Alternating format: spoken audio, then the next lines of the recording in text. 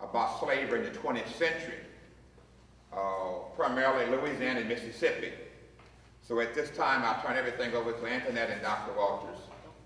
And Mae, Mae is a young lady from Pike County, Mississippi. She was held in slavery until 1963. Many times we drive down 55 in Louisiana and 55 in Mississippi. We never drive 25 or 30 miles off those interstates. A lot of things going on, we don't have no idea what's happening, especially in Louisiana. They got slavery still going on in certain parts of Louisiana, but they call it sharecropping. If you drive down Highway 90, going to Lafayette, when you pass St. Mary Parish and St. Martin Parish, same thing going on today. But it's never covered by the major media. So May I like for you to come forward as well with Antoinette and Dr. Walters. So at this time, I would like you to begin your presentation. Thank you, Carl. Good evening. My name is Antoinette Harrell, and I'm a genealogist researcher. I had the opportunity through my research to learn about peonage, the new form of slavery. In 2000, I met a woman named Mae Louise Miller, but prior to that, I had met hundreds of people that was afraid to talk about being held in slavery in the 20th century. I'm the co-founder of an organization known as Gather the Hearts. With me today are Dr. Ron Walters, director of the African American Leadership Institute in Maryland, and former 20th century slave Mae Louise Miller, and my colleague Walter Black. I started researching 20th century slavery in the year 2000. And subsequently, I led several tours into Louisiana and Mississippi deltas to contact people who was left behind. When I connect with them, I also discovered something that I had known, but not known the depths of the poverty and social disorganization they experienced.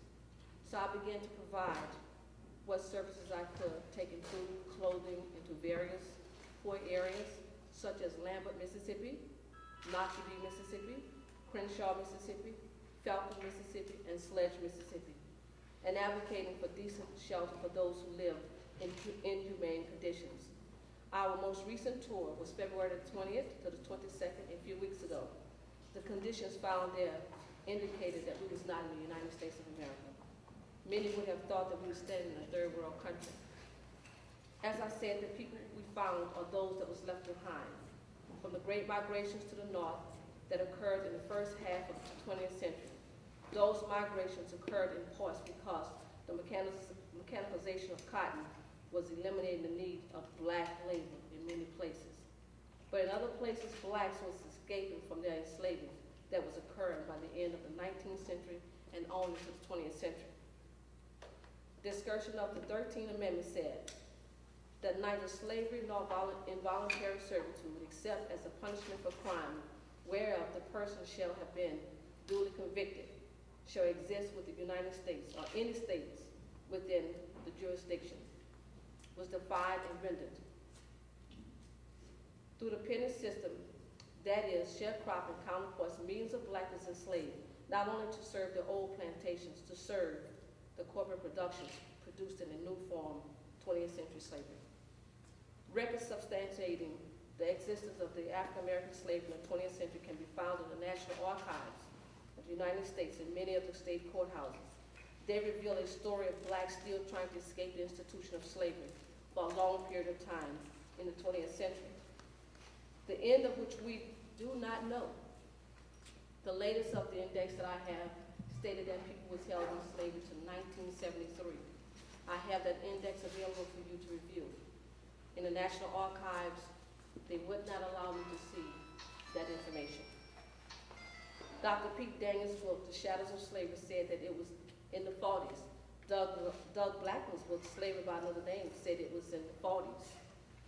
Dr. Ron Walters' excerpts in his books, Impress, Fighting Slavery in the 20th Century, The Forgotten Legacy of the NAACP, that it was at least the 1960s to the 1970s, but no one knows for sure.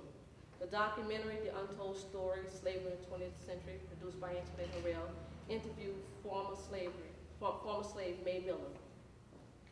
Please allow me to read to you at this time a letter that came from the governor brewer of Mississippi in 1915, April the 8th.